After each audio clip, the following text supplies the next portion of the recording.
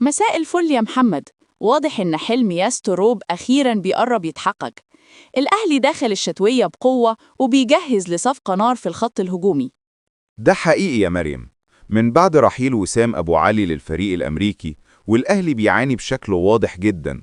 حتى مع وجود جراديشار ومحمد الشريف، الهجمات مش بتترجم لأهداف زي زمان، والفريق فعلا متأثر. علشان كده إدارة الأهلي بدأت تتحرك بدري، خصوصاً إننا داخلين على فترة مهمة جداً، صراع القمة في الدوري، وكمان دور المجموعات في دوري أبطال إفريقيا. مفيش مجال للمجازفة. والمفاجأة بقى إن الأهلي في الساعات اللي فاتت قدم عرض رسمي لضم مهاجم جديد. مش أي مهاجم، ده لاعب قوي جدا ومطلوب في كذا نادي.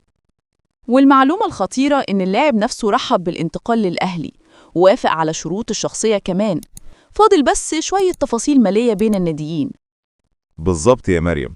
الأهلي قدم عرض بقيمة 1.5 مليون دولار لضم المهاجم الإيفواري إبراهيم دياباتيه، لاعب فريق جايس السويدي.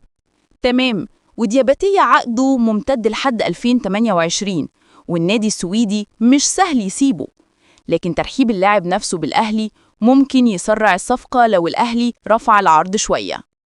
لو الصفقة تمت، هتبقى ضربة قوية جدا. اللاعب ماكينة أهداف، وهيسد الفراغ اللي موجود من شهور، وهتبقى فعلا الصفقة اللي تروب كان مستنيها. استنونا في التحديثات الجاية. ولو انتم متحمسين للصفقة، ما تنسوش تعملوا لايك وتشتركوا في القناة وتقولوا لنا في التعليقات، هل تتوقعوا الأهلي يقدر يخلص صفقة دياباتيه قبل يناير ولا لأ؟